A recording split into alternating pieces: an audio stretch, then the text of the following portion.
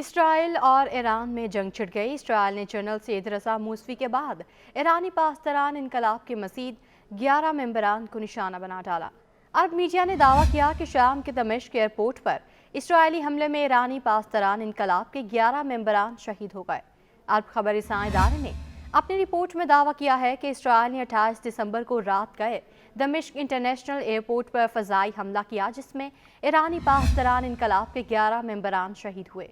عرب media کا بتانا ہے کہ اسرائیلی حملے کا نشانہ بننے والے ممبران مشرقی شام میں ایرانی فورسز کی دیکھ بھال کی ذمہ داریوں پر فائز تھے اور وہ حملے کے وقت ایئرپورٹ پر ایک سینئر وفد کا استقبال کرنے کے لیے موجود تھے۔ دوسری جانب ایرانی پاسداران انقلاب نے عرب میڈیا کے دعوے کو بے بنیاد قرار دے دیا۔ اس سے قبل شام کے سرکاری میڈیا اور وزارت دفاع نے مشرقی شام میں دمشق کے نزدیک اسرائیلی حملے کی اطلاع دی تھی۔ اسرائیل کی جانب سے بھی دمشق کے ایئرپورٹ پر حملے سے متعلق کوئی بیان جاری نہیں کیا گیا ہے۔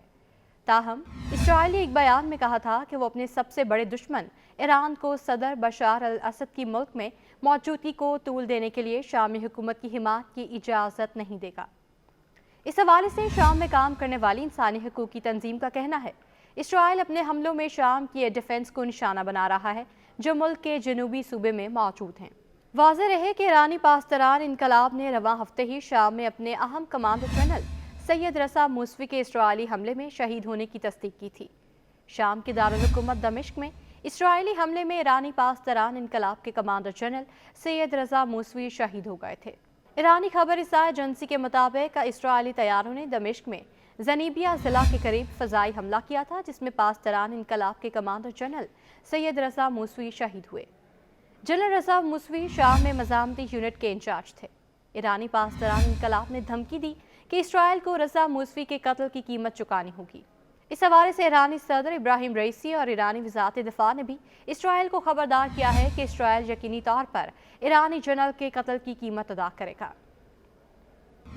جنرل رضا موسوی کی شہادت پر ایرانی صدر ابراہیم رئیسی کا کہنا تھا اسرائیلی اقدام خطے میں صہیونی حکومت کی بے بسی اور نااہلی ظاہر کرتا ہے۔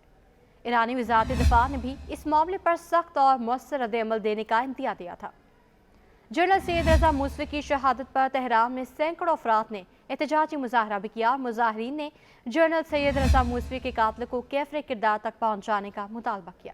جنرل رضا موسوی جنرل قاسم سلیمانی کے ساتھی تھے۔ خیال رہے کہ امریکہ نے 3 جنوری 2020 کو عراق کے دارالحکومت بغداد میں ایرانی قدس فورس کے کمانڈر جنرل قاسم سلیمانی کی گاڑی کو نشانہ بنایا تھا، جس میں جنرل قاسم ساتھیوں سمیت شہید ہو گئے تھے۔